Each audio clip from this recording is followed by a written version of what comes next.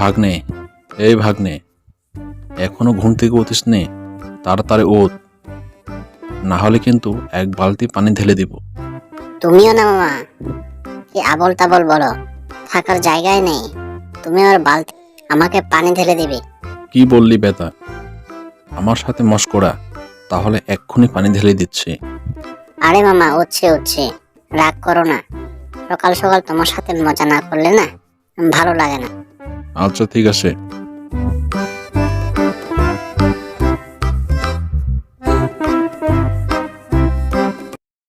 হাঁটতে হাঁটতে ক্লান্ত হয়ে গেছে। আজও মনে হয় কালকের মতো না খেয়ে থাকতে হবে। আরেকটু গভীরে চল না, দেখি কিছু পাই কিনা। যদি পাই তাহলে তো আমাদেরই লাভ। ঠিক আছে চলো, তুমি যেহেতু বলছো তাই চলো।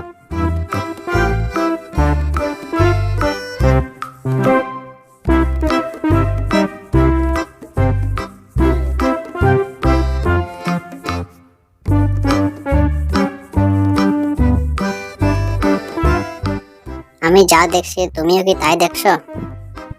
তাই তো, আমি তো আমার চোখকে বিশ্বাস করতে পারছি না। এত বড় আপেল! মামা চলো যাই, আপেলটা খাই। এই আপেলটা এত বড় যে আমাদের আর 1 মাস খাবার খুঁজতে হবে না।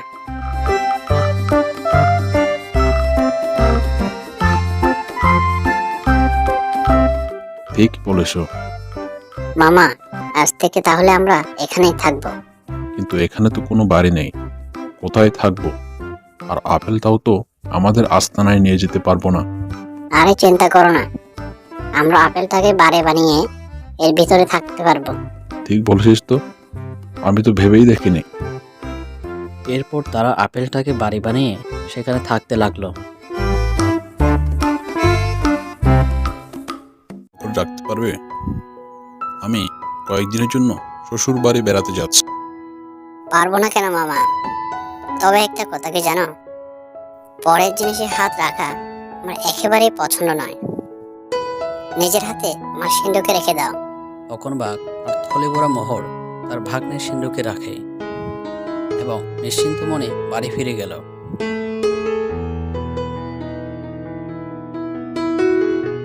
এদিকে বাঘ যাওয়ার পরে শিয়ালের মনটা কেমন উসকুস করছে। সে কেবল টাকার কথা ভাবছে, আর তার মনে হচ্ছে বাবা-মা অনেক কিছু রেখে গেছে, একবার খুলে দেখতে দোষ কি। তখন সে সিন্দুক থেকে থলেটা খুলে দেখে চকচকে সোনা। এতগুলো মোহর দেখে শিয়ালের অনেক লোভ হলো। ওমা, এতগুলো সোনার মোহর! ইস, মোহরগুলো যদি আমার হতো না! বুদ্ধি করে মামাকে বোকা বানাতে হবে। এই মোহরগুলো সব সরিয়ে পয়সা রেখে দিই, আর মামা ফিরে এলে বলবো মোহরগুলো আমার পয়সা হয়ে গেছে। তারপর শিয়াল সোনার মোহরগুলো সরিয়ে তামার কয়েন রেখে দিল।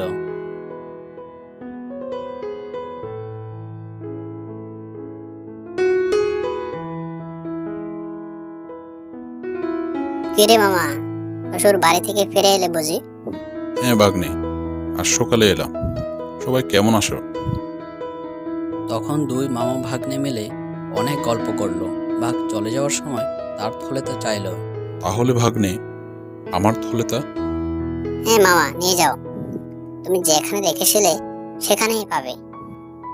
তুমি তো জানো আমি অন্যের জিনিসে হাত দিই না।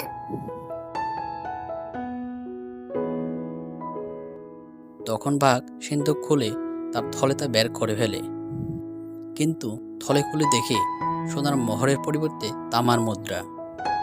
বাঘ মাথায় হাত দিয়ে বসে পড়ল। ভাগ্নে, আমার সর্বনাশ হয়ে গেছে।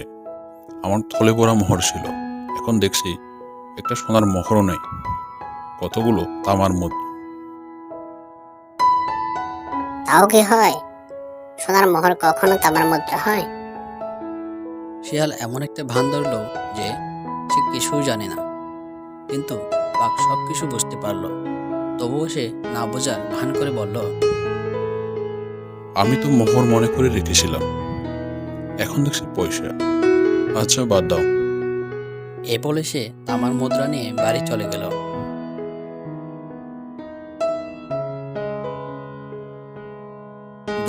হঠাৎ বাঘ তার ভাগ্নে শিয়ালের বাড়িতে এলো।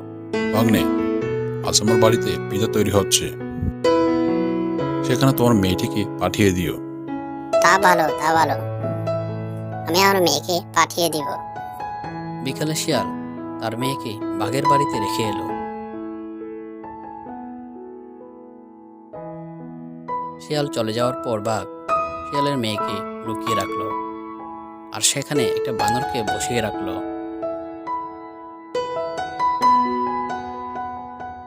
সন্ধ্যার সময় শিয়াল আসতেই বাঘ বলল, ভাগ্নে, একটা সমস্যা হয়েছে। তোমার মেয়েটি দিব্যি নাদুস নদুস চেহারার ছিল, আর এখন দেখছি কি যেন চেহারার হয়ে গেছে, দেখতে বানরের মতো লাগছে। শিয়াল কখনো বানর হয়ে যায়?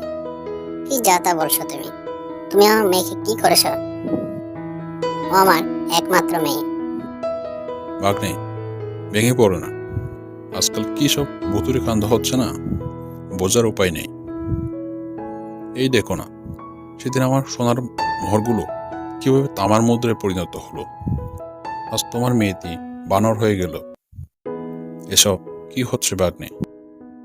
শিয়াল তখন নিজের ভুল বুঝতে পারল।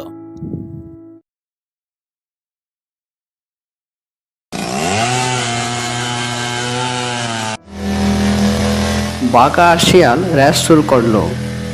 শিয়ালের মাথায় একটা বুদ্ধি এলো, সে যেভাবেই হোক বাঘমামাকে জব্দ করবে।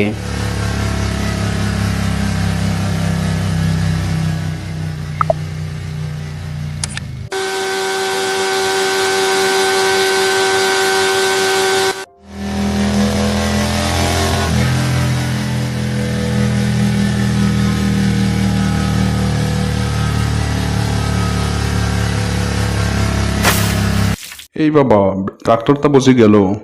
মামা, তুমি তো ভালো খেলা দেখাইলা, আমি যাই।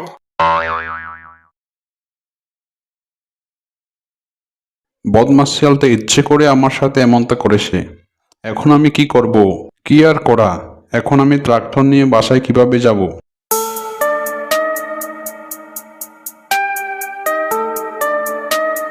বাঘমামা অনেক কষ্টে ট্রাক্টরটা নিয়ে তার বাড়ি গেল।